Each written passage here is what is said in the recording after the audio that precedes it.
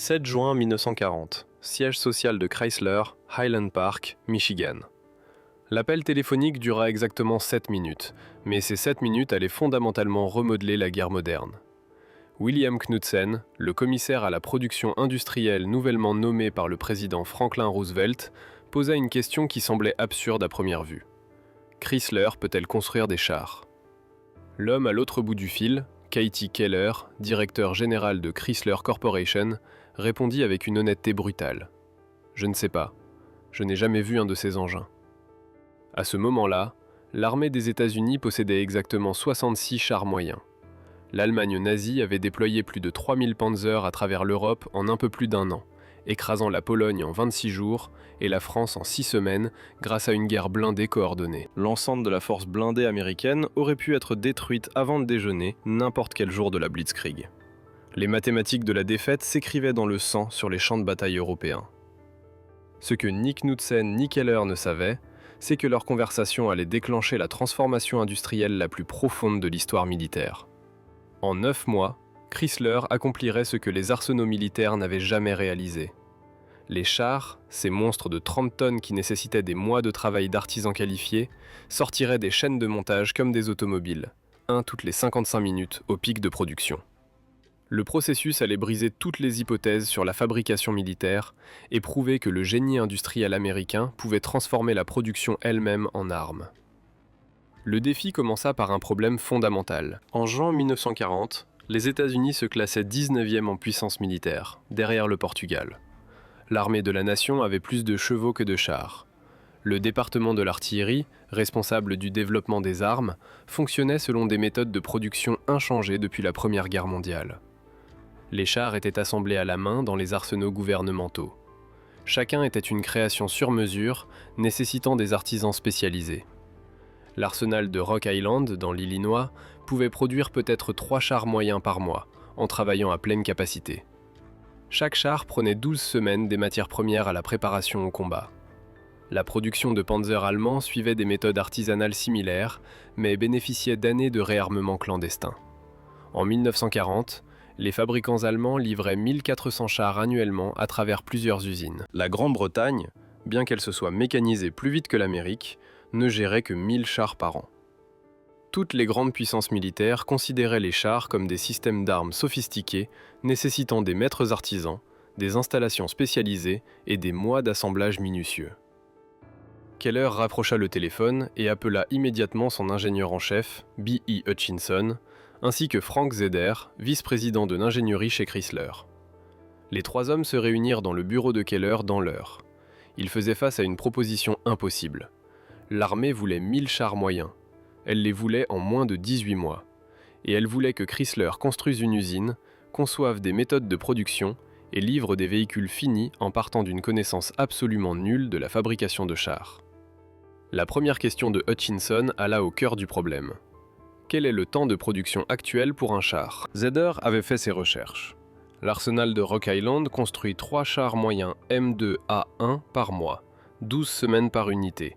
Des artisans qualifiés tout au long du processus, des composants ajustés à la main. Hutchinson fit immédiatement le calcul. À ce rythme, 1000 chars nécessiteraient 277 ans de production. L'armée en avait besoin dans 18 mois. La réponse de Keller allait définir l'ensemble du programme. Nous ne construisons pas les chars à la manière de l'armée, nous les construisons à notre manière. S'ils veulent 1000 chars en 18 mois, ils doivent accepter les méthodes de production automobile, ce qui signifie que nous devons voir ce que nous construisons. En quelques jours, le trio visita l'arsenal de Rock Island.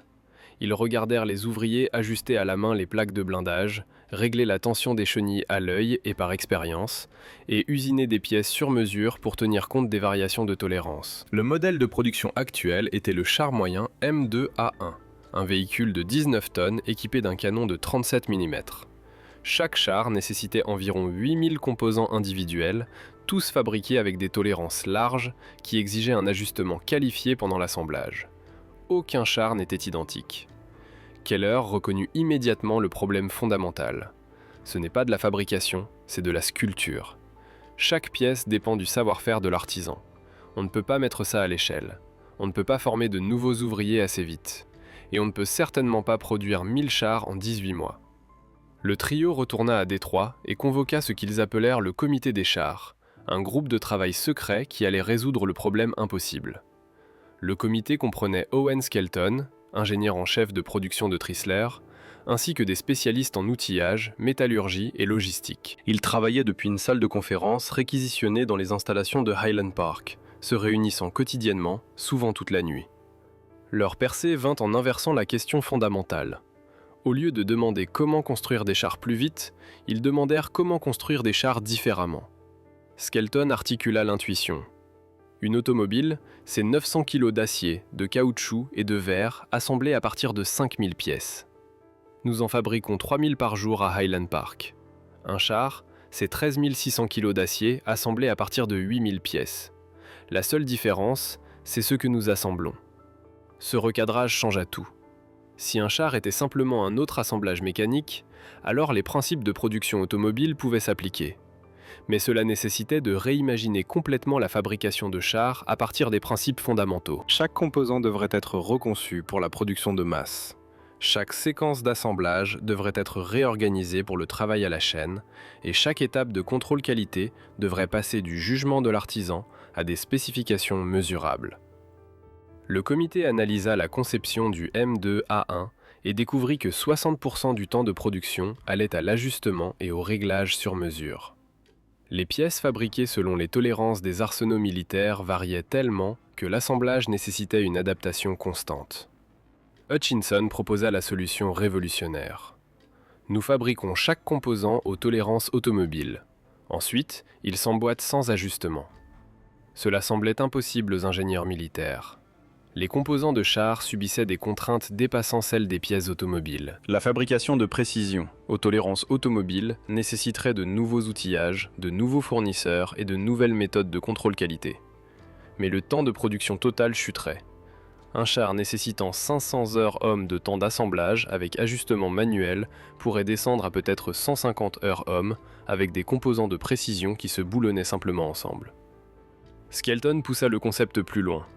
Si nous traitons cela comme une production automobile, nous avons besoin d'une chaîne de montage, pas d'une série de postes de travail où des artisans se rassemblent autour d'un char stationnaire. Une chaîne mobile qui amène le travail à des ouvriers stationnaires, chacun effectuant une opération spécifique. En novembre 1940, le comité avait produit ce qu'ils appelèrent la méthode Chrysler pour la production de chars. Chaque composant majeur serait fabriqué avec des tolérances de précision en utilisant des machines-outils automobiles. Les plaques de blindage seraient standardisées et interchangeables. La coque serait soudée en utilisant des gabarits de production plutôt qu'ajustée à la main. La tourelle serait montée sur des couronnes standardisées. Le groupe motopropulseur utiliserait autant de composants automobiles existants que possible. Et l'assemblage final se ferait sur une chaîne mobile avec des postes de travail spécialisés.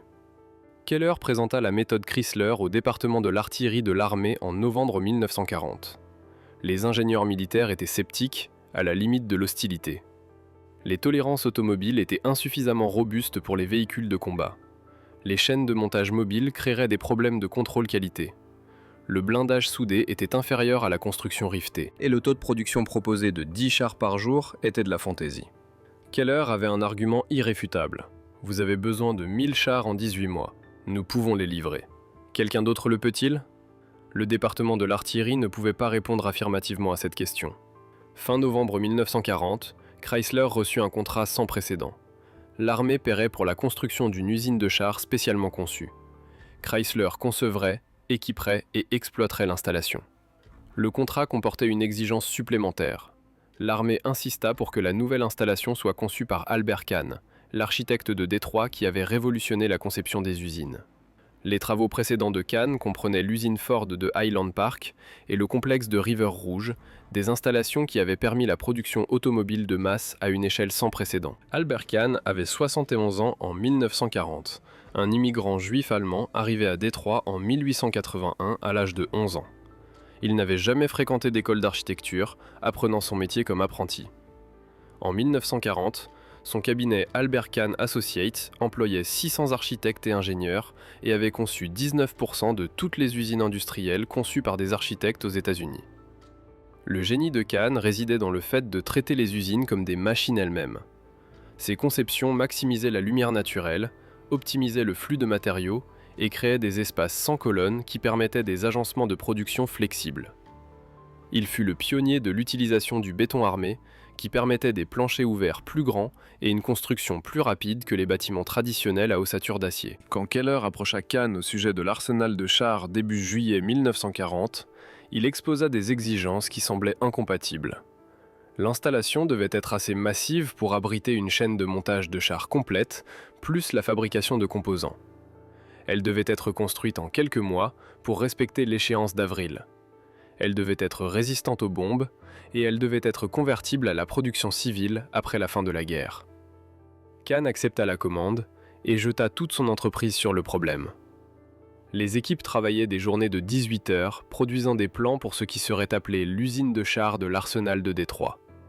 Le bâtiment principal mesurerait 116 000 m² sous un seul toit, en faisant l'une des plus grandes structures industrielles du monde. La conception incorporait des murs de béton de 90 cm d'épaisseur dans les zones critiques, assez épais pour survivre aux impacts de bombes.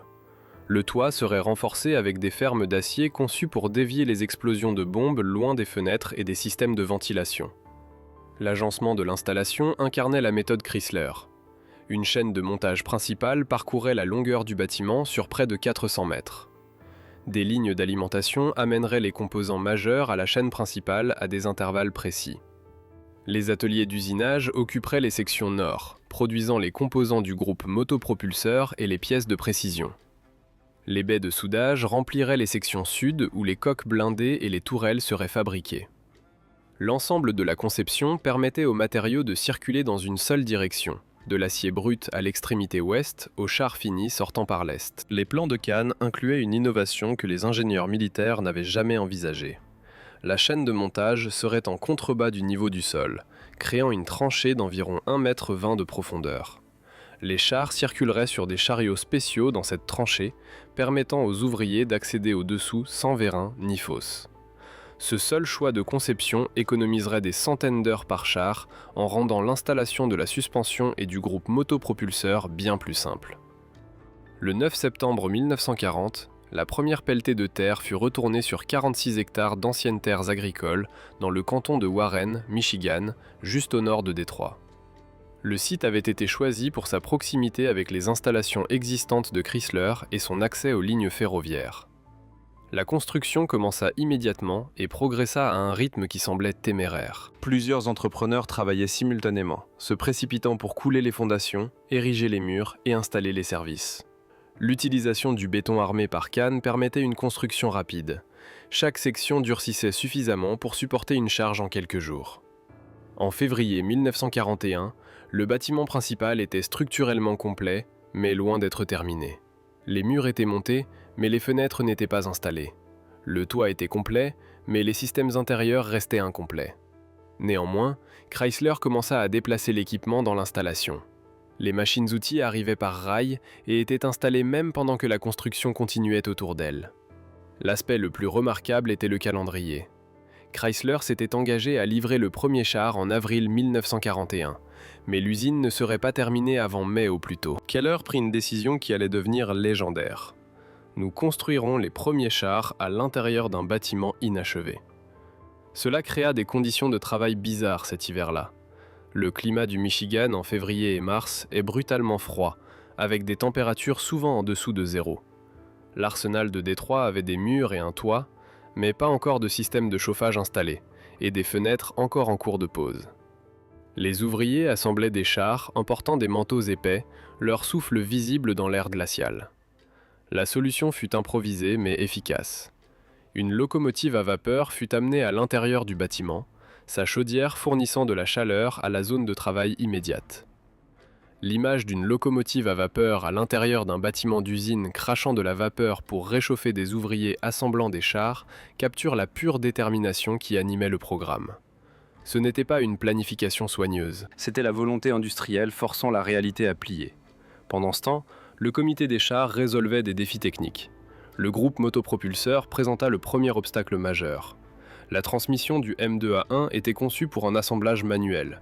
Les ingénieurs de Chrysler la reconçurent en utilisant des principes automobiles, créant une unité qui pouvait être assemblée sur une ligne dédiée et installée comme un module complet.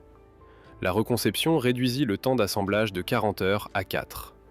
Le système de suspension nécessita une réflexion similaire. Les ingénieurs de Chrysler standardisèrent chaque composant et créèrent des montages qui permettaient le préassemblage et les tests avant l'installation. Un bogie de suspension complet pouvait maintenant être construit en 2 heures et boulonné à la coque en 20 minutes. La coque blindée présentait peut-être le plus grand défi. Les coques de char traditionnelles étaient rivetées ensemble à partir de multiples plaques, chaque rivet nécessitant un perçage et une installation manuelle. Ce processus prenait des semaines et créait des faiblesses car les rivets pouvaient se cisailler sous l'impact, projetant des fragments mortels à l'intérieur du compartiment de l'équipage. Chrysler proposa des coques entièrement soudées. L'armée s'y opposa vigoureusement. Le blindage soudé n'avait jamais été testé au combat. La soudure créait des contraintes thermiques qui pourraient compromettre la protection du blindage, et la soudure nécessitait des opérateurs qualifiés. Chrysler répondit méthodiquement à chaque objection. Ils produisirent des soudures d'essai qui s'avérèrent plus solides que les joints rivetés lors des tests balistiques.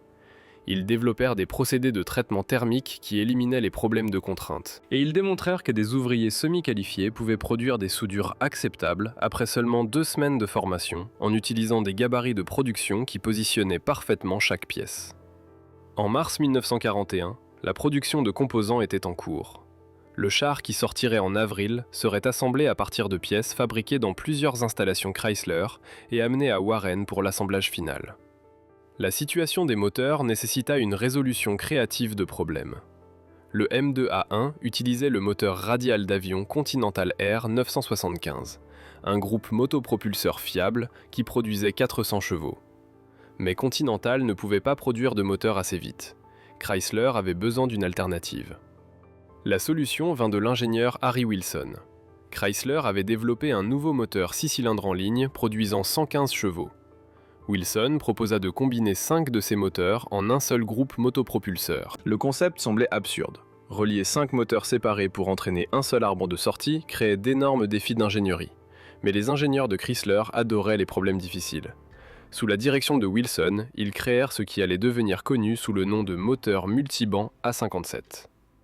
L'A57 utilisait 5 moteurs 6 cylindres en ligne complet, disposés en cercle autour d'un carter d'engrenage central. Chaque moteur entraînait un engrenage qui s'engrainait avec un engrenage de sortie centrale. L'ensemble de l'assemblage produisait 425 chevaux bruts et 370 chevaux nets à partir de 30 cylindres d'une cylindrée de 20 530 cm3. C'était bizarre, complexe et complètement sans précédent. C'était aussi brillant. Le moteur multibanc résolvait plusieurs problèmes simultanément.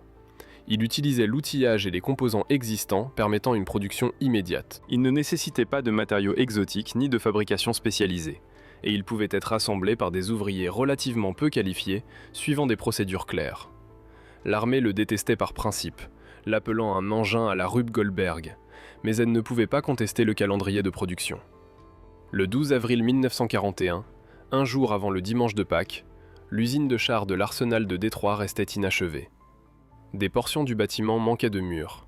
Les fenêtres étaient absentes partout. Le système de chauffage était encore incomplet.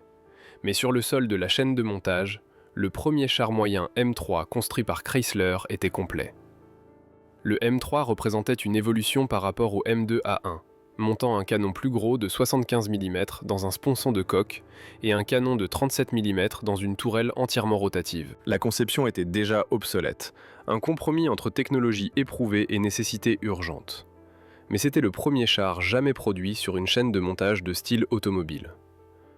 La livraison officielle fut marquée par une cérémonie appropriée 12 jours plus tard. Le 24 avril 1941, le M3 terminé fut conduit à l'extérieur de l'usine encore inachevée, devant une foule d'officiels militaires, de cadres de Chrysler, de politiciens locaux et d'ouvriers. Keller monta dans le char alors qu'il émergeait dans le soleil printanier. La démonstration qui suivit était conçue pour impressionner les observateurs militaires sceptiques. Le M3 de 25 tonnes accéléra à travers le terrain d'essai, fracassa des obstacles, tira avec ses armes et démontra généralement que les méthodes de production n'avaient pas compromis la capacité de combat. Une maquette de ferme fut pulvérisée quand le char la traversa de part en part. Ce que la démonstration ne montra pas était plus significatif. Derrière ce seul char terminé se trouvait un système de production comme le monde militaire n'en avait jamais vu. La chaîne de montage était maintenant opérationnelle. La production de composants montait en puissance, les réseaux de fournisseurs s'établissaient et des centaines d'ouvriers apprenaient leurs tâches spécialisées. Mai 1941 vit la production augmenter à un char tous les 2 jours. En juin, un char sortait de la chaîne quotidiennement. En juillet, 2 chars par jour devinrent la routine. Chrysler résolvait simultanément le défi des fournisseurs. Un seul char nécessitait environ 8000 composants. Chrysler ne pouvait pas tout fabriquer en interne. B.E. Hutchinson dirigea l'effort de développement des fournisseurs, voyageant à travers le Michigan et les États voisins. Son discours était direct. Nous avons besoin de pièces fabriquées selon ces spécifications, dans ces quantités, selon ce calendrier. Pouvez-vous le faire ? Beaucoup de fournisseurs reculèrent devant les exigences, mais Hutchinson offrait quelque chose de précieux en retour. Une assistance technique, un paiement anticipé pour l'outillage et des contrats garantis. Le réseau de fournisseurs grandit tout au long de 1941, englobant finalement plus de 400 entreprises dans 32 États. Une fonderie en Pennsylvanie produisait les carters de transmission finale. Des ateliers d'usinage au Wisconsin fabriquaient les axes de chenilles. Une forge dans l'Ohio fournissait les plaques de blindage. La transformation de la main-d'œuvre suivit parallèlement le développement de la chaîne d'approvisionnement. En juin 1940, Chrysler employait 0 ouvrier ayant une expérience de fabrication de chars. En août 1941, l'arsenal de Détroit employait 5800 ouvriers, la plupart apprenant l'assemblage de chars à partir de 0. Chrysler mit en place des écoles de formation où les nouveaux ouvriers apprenaient des opérations spécifiques avant de passer à l'atelier de production. Un ouvrier affecté à l'installation des supports de transmission passait 2 jours à s'entraîner sur des montages de formation avant de toucher un vrai char. Cela permettait une intégration rapide avec une perte de productivité minimale. En septembre 1941, l'arsenal de Détroit produisait 4 chars par jour. Le char moyen M3 faisait ses preuves en Afrique du Nord. Les unités britanniques recevant des M3 dans le cadre du pré-bail le surnommèrent le Grant, d'après Ulysses S. Grant. Elles appréciaient sa fiabilité, bien qu'elles critiquaient sa silhouette haute et le canon principal monté en sponson. Les ingénieurs de Chrysler travaillaient déjà sur le remplaçant du M3.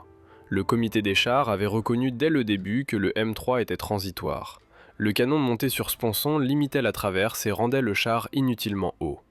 Une meilleure conception montrait le canon principal dans une tourelle entièrement rotative. En travaillant avec les ingénieurs de l'ordnance de l'armée, Chrysler développa ce qui allait devenir le M4 Sherman, le char américain le plus emblématique de la Seconde Guerre mondiale. Le M4 utilisait la coque et la suspension de base du M3, mais montait un canon de 75 mm dans une tourelle rotative. La transition de la production du M3 au M4 démontra la flexibilité de la production de masse. Plutôt que de fermer pour se rééquiper, l'arsenal de Détroit intégra progressivement les composants du M4 tout en complétant les contrats du M3.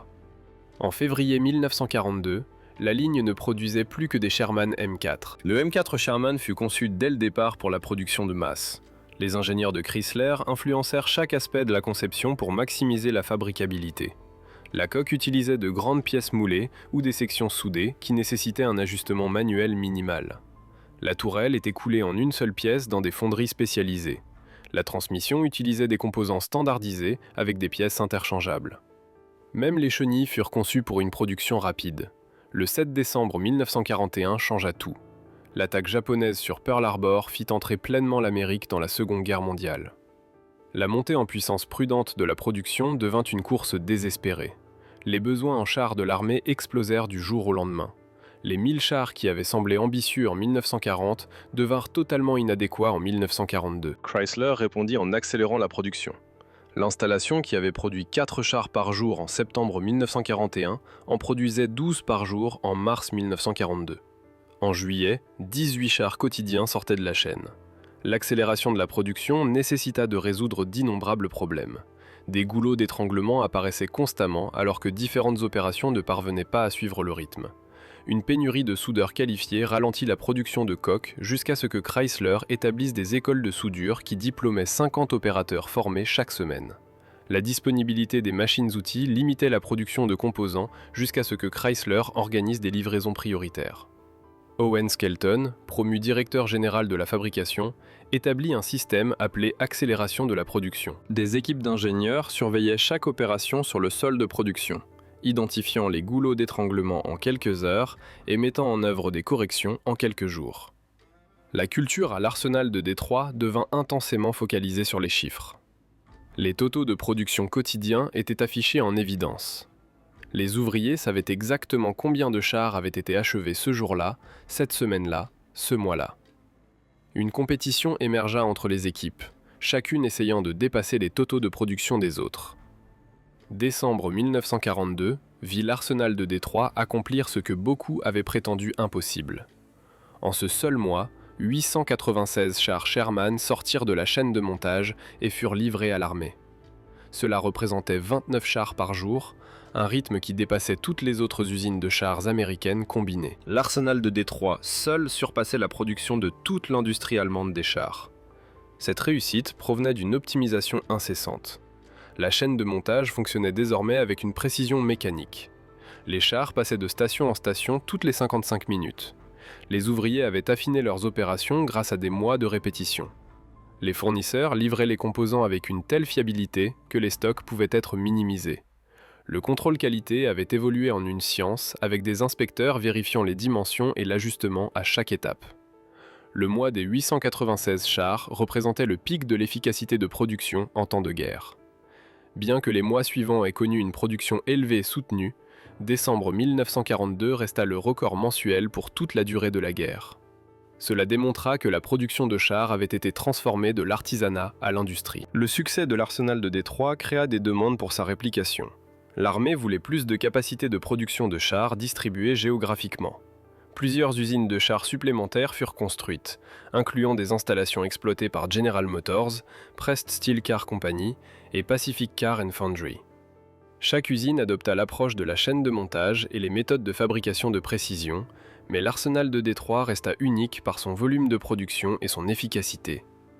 À la fin de la guerre, en août 1945, l'installation avait produit 22 234 chars de divers modèles. Cela représentait environ 25% de tous les chars construits aux États-Unis pendant la Seconde Guerre mondiale. Les chars eux-mêmes évoluèrent continuellement. Le Sherman passa par de multiples variantes, chacune incorporant des améliorations. Le M4A1 présentait une coque moulée. Le M4A2 utilisait des moteurs diesel jumelés pour une meilleure efficacité énergétique au service britannique et soviétique. Le M4A3 montait le moteur Ford GA V8. Le M4A4 utilisait le moteur multibanc Chrysler A57. Chaque variante nécessitait des modifications de la chaîne de production, pourtant le processus d'assemblage de base restait constant. Cette flexibilité était un autre avantage. La production artisanale nécessitait de reconstruire les compétences pour chaque changement de conception. La production en chaîne de montage nécessitait simplement de modifier les gabarits et de mettre à jour les instructions de travail. La réputation du Sherman a été débattue sans fin. Il était inférieur aux chars allemands comme le Tiger et le Panther en protection blindée et en puissance de feu. Les équipages de Sherman faisaient face à des chances terrifiantes en combat direct avec ces véhicules plus lourds.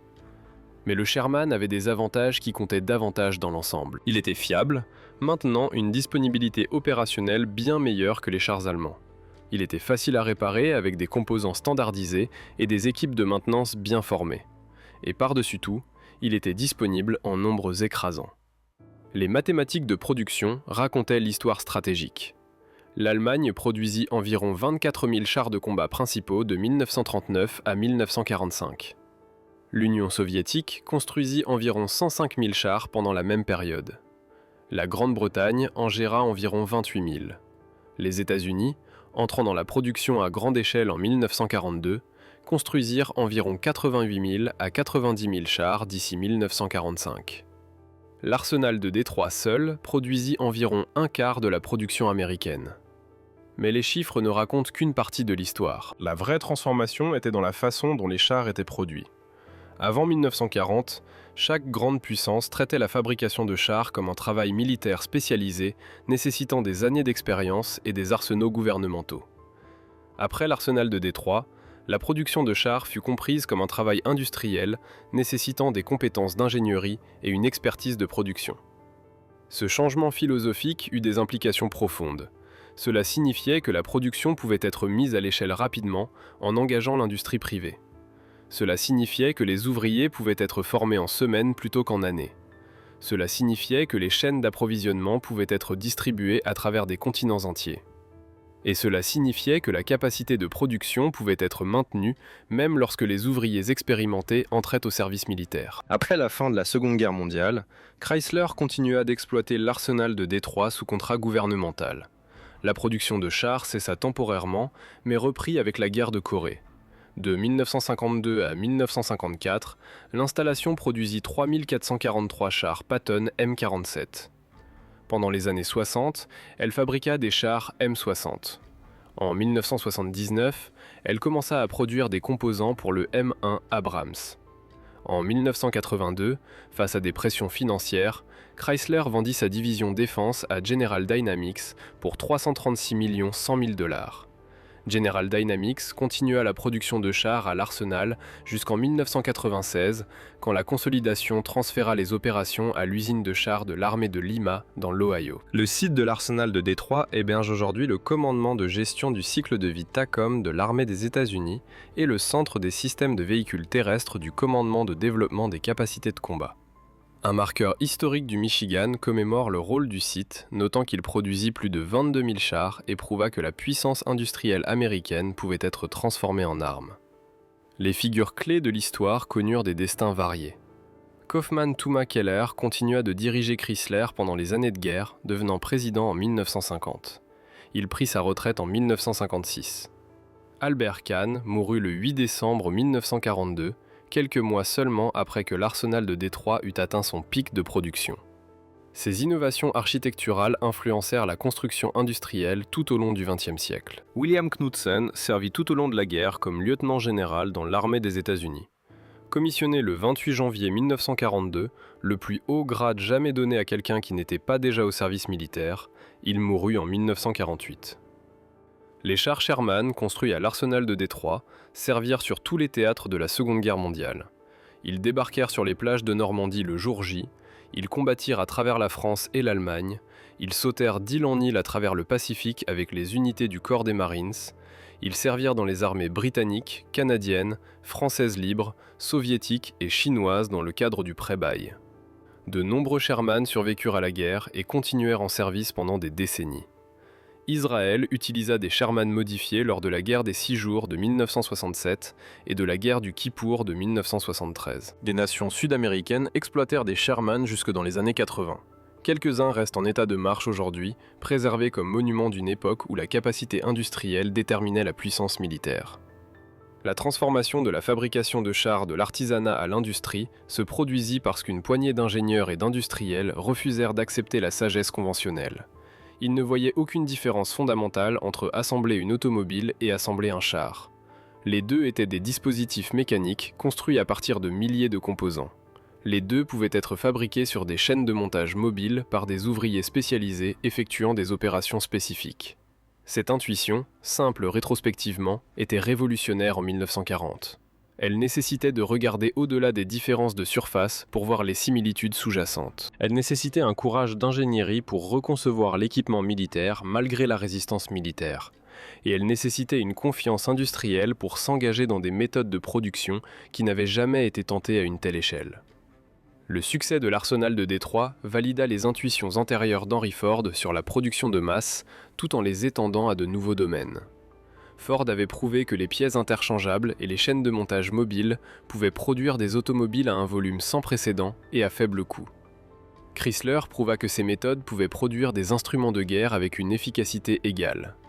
Cette possibilité transforma l'issue de la Seconde Guerre mondiale. Sans chars produits en masse, les forces terrestres américaines auraient combattu avec un désavantage numérique sévère. La Grande-Bretagne aurait eu du mal à remplacer les pertes. L'Union soviétique bénéficia de milliers de Sherman de fabrication américaine. La capacité de produire 88 000 à 90 000 chars en 4 ans était unique à la capacité industrielle américaine, et environ un quart provenait d'une seule installation à Warren, Michigan. La réussite invisible était peut-être plus grande que la visible. L'arsenal de Détroit ne construisit pas seulement des chars, il prouva un concept. Il démontra que l'industrie privée pouvait résoudre les problèmes gouvernementaux plus rapidement et plus efficacement que le gouvernement ne pouvait les résoudre lui-même. Il montra que l'expertise en ingénierie comptait plus que la tradition militaire. Il valida l'idée que la capacité industrielle américaine, si elle était correctement mobilisée, représentait un avantage décisif pour la guerre. Cette validation façonna la stratégie américaine d'après-guerre. Le concept de maintenir une capacité industrielle qui pourrait être rapidement convertie à la production militaire devint central dans la planification de la guerre froide. L'idée que l'industrie américaine pouvait surproduire tout adversaire potentiel devint doctrine et la relation entre les entrepreneurs privés et les marchés militaires qui commença avec le contrat de l'arsenal de Détroit devint une structure permanente. Les ingénieurs qui rendirent l'arsenal de Détroit possible pratiquaient la pensée systémique avant que le terme n'existe. Ils ne résolvaient pas seulement des problèmes individuels, ils concevaient un système entier où les composants, les fournisseurs, les ouvriers, les processus d'assemblage et le contrôle qualité fonctionnaient comme un tout intégré. Chaque élément était optimisé non pas isolément, mais comme partie du système de production plus large. Cette approche systémique était visible dans d'innombrables détails. La tranchée en contrebas de la chaîne de montage éliminait un goulot d'étranglement dans l'assemblage du train de roulement. Le réseau de fournisseurs créait une résilience en distribuant la production à travers la géographie et plusieurs entreprises. Le système de formation créait un pipeline de main-d'œuvre qualifiée qui pouvait remplacer les pertes et soutenir l'expansion. Chaque élément était conçu pour passer à l'échelle. Quand la production devait doubler, le système pouvait absorber cette augmentation en ajoutant des équipes, en élargissant les commandes aux fournisseurs et en formant plus d'ouvriers. Quand de nouvelles variantes de chars étaient introduites, le système pouvait s'adapter en modifiant les gabarits et en mettant à jour les procédures. La mesure ultime du succès était l'amélioration de l'efficacité au fil du temps. Le premier char M3, construit en avril 1941, nécessitait environ 500 heures hommes de travail. En décembre 1942, les Sherman M4 étaient construits en environ 150 heures hommes. Cette amélioration de la productivité de plus de 300% provenait d'une optimisation continue. Chaque mois, les ingénieurs étudiaient les données de production, identifiant les opérations prenant trop de temps ou produisant des défauts. Ils analysaient pourquoi les ouvriers avaient du mal avec des tâches particulières et reconçurent les gabarits ou les procédures. Ils questionnaient chaque décision, demandant s'il y avait une façon plus rapide, plus simple, meilleure. Cette culture d'amélioration continue, empruntée à la production automobile civile, était étrangère aux arsenaux militaires habitués à des procédures immuables, mais elle était essentielle pour atteindre les volumes de production que la guerre exigeait. Le coût financier était substantiel, mais modeste comparé à la production. La construction initiale de l'installation coûta environ 20 millions de dollars. L'équipement et l'outillage ajoutèrent encore 30 millions de dollars. À la fin de la guerre, l'investissement total dépassait 100 millions de dollars. Mais les 22 234 chars produits représentaient une valeur dépassant 2 milliards de dollars. Le retour sur investissement était énorme selon toute mesure. Plus significative que le retour financier était la valeur stratégique. La capacité de production de l'arsenal de Détroit permit aux forces terrestres américaines de combattre avec une supériorité numérique en véhicules blindés. Cet avantage fut crucial dans les campagnes de l'Afrique du Nord à l'Allemagne. Sans la capacité de production créée à l'arsenal de Détroit et dans des installations similaires, l'issue de la Seconde Guerre mondiale aurait pu être très différente. L'histoire de l'arsenal de Détroit est finalement une histoire de voir des possibilités que d'autres ont manquées. Quand Keller dit à Knudsen qu'il n'avait jamais vu une de ces choses, il reconnaissait son ignorance, mais pas son incapacité. Les ingénieurs de Chrysler ne savaient pas comment construire des chars, mais ils savaient comment construire des assemblages mécaniques compliqués à partir de milliers de composants. Cette confiance que l'ingénierie pouvait résoudre n'importe quel problème de production était caractéristiquement américaine. Les fabricants européens acceptaient que les chars étaient intrinsèquement différents des produits civils, nécessitant des installations spécialisées et des compétences artisanales. Les industriels américains ne voyaient que des machines, qui toutes pouvaient être décomposées en composants, processus et séquences d'assemblage. L'arsenal de Détroit valida complètement cette philosophie. En 9 mois, Chrysler passa de zéro production de chars à la livraison de véhicules finis. En 18 mois, il produisait des chars à des rythmes qui dépassaient les exigences. En 3 ans, ils avaient livré plus de chars que la plupart des nations n'en produisirent pendant toute la guerre. Les ingénieurs et les ouvriers qui rendirent cette réussite possible étaient des gens ordinaires faisant un travail extraordinaire. Ce n'étaient pas des héros au sens conventionnel. Ils n'ont pas pris d'assaut des plages, ni libéré des camps de concentration, mais ils ont construit les outils qui rendirent ces réalisations possibles. Cette démocratisation de la production militaire était elle-même révolutionnaire. Dans les guerres précédentes, les armes venaient d'arsenaux spécialisés exploités par des maîtres artisans. La production était limitée par la disponibilité de main-d'œuvre qualifiée. Pendant la Seconde Guerre mondiale, les armes américaines venaient d'usines automobiles et de dizaines d'industries civiles qui se convertirent à la production militaire. Les ouvriers étaient des femmes au foyer, de récents diplômés du lycée, des fermiers et des employés de magasins qui apprirent des opérations spécifiques et les exécutèrent de manière répétée. L'arsenal de Détroit était le symbole et la preuve de cette transformation. Il montra que l'industrie privée pouvait construire de l'équipement militaire plus efficacement que les arsenaux gouvernementaux. Il démontra que les méthodes de production développées pour les biens civils pouvaient s'appliquer aux armes de guerre. Il valida le concept d'arsenal de la démocratie et il établit que dans la guerre moderne, la capacité industrielle était aussi importante que la stratégie militaire. Aujourd'hui, la plupart des gens qui passent devant le site n'ont aucune idée de ce qui s'y est passé. Mais l'héritage persiste de manière moins visible. Le char M1 Abrams est construit en utilisant des méthodes de production descendant directement de celles développées à l'arsenal de Détroit. La fabrication militaire moderne repose sur des entrepreneurs privés utilisant des techniques de production industrielle. L'intégration des réseaux de fournisseurs, de la fabrication de précision et de la production en chaîne de montage que Chrysler a été le pionnier reste une pratique standard. La transformation de l'artisanat à l'industrie, qui commença sur ses 46 hectares à Warren, Michigan, changea fondamentalement la façon dont les nations équipent leurs armées. Elle prouva que l'expertise en ingénierie pouvait résoudre des problèmes apparemment impossibles en refusant d'accepter les limitations conventionnelles. Elle montra que les principes de production pouvaient s'appliquer à l'équipement militaire le plus complexe. Et elle démontra que la capacité industrielle américaine, lorsqu'elle était correctement mobilisée, pouvait produire les outils de la victoire en quantité qui submergeait tout adversaire. C'était l'arme invisible qui aida à gagner la Seconde Guerre mondiale. Pas une technologie supérieure ou de meilleures tactiques ou plus de ressources, bien que tout cela comptât. L'avantage décisif était la capacité de traiter la guerre comme un problème industriel et de le résoudre avec des méthodes industrielles. Kaufman Thuma Keller, répondant à cet appel téléphonique le 7 juin 1940, n'aurait pas pu imaginer où son aveu honnête le mènerait. Mais en disant qu'il ne savait pas, mais qu'il trouverait, il articula la confiance qui rendit la victoire possible. Les ingénieurs qui conçurent le système de production, les ouvriers qui l'exploitèrent et les fournisseurs qui l'alimentèrent étaient tous engagés dans une réalisation collective qui changea la guerre elle-même. Ils prouvèrent que les chars pouvaient sortir des chaînes de montage comme les voitures. Ils montrèrent que la complexité n'était pas un obstacle à la production de masse. Et ils démontrèrent que le génie industriel américain, lorsqu'il était mis au défi, pouvait accomplir ce que les traditions militaires disaient impossible. L'histoire mérite d'être rappelée non seulement pour ce qui fut produit, mais pour comment la production fut transformée. L'arsenal de Détroit n'était pas seulement une usine de chars, c'était la preuve que la pensée d'ingénierie pouvait résoudre n'importe quel problème si les bonnes personnes posaient les bonnes questions, et refusaient d'accepter qu'impossible signifiait autre chose que pas encore essayé. Les chars ont pour la plupart disparu maintenant, mis à la ferraille ou préservés dans des musées. L'usine a été en grande partie démolie, les ouvriers sont décédés, mais la méthode demeure. L'intuition que des assemblages mécaniques compliqués peuvent être produits en masse, quel que soit leur usage prévu, survit dans chaque usine moderne. Et la confiance que l'ingénierie peut résoudre les problèmes de production vit dans chaque concepteur industriel qui regarde un produit compliqué et demande « Non, pas pouvons-nous le construire, mais comment pouvons-nous le construire efficacement, de manière fiable et à grande échelle ?» Cette question, posée et répondue à l'arsenal de Détroit entre 1940 et 1945, changea le monde. Elle rendit possible la guerre de masse produite.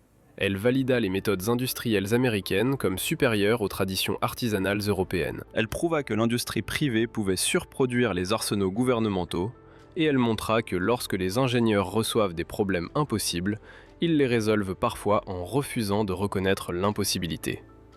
C'est pourquoi l'histoire compte. Pas parce que les chars sont intéressants, bien qu'ils le soient. Pas parce que la Seconde Guerre mondiale est importante, bien qu'elle le fût. Mais parce que l'arsenal de Détroit représente une façon de penser les problèmes qui reste puissante aujourd'hui. Voir les similitudes sous-jacentes, pas les différences de surface. Appliquer des méthodes éprouvées à de nouveaux domaines, concevoir des systèmes, pas seulement des composants. Et ne jamais accepter que quelque chose ne peut pas être fait simplement parce que cela n'a pas été fait auparavant.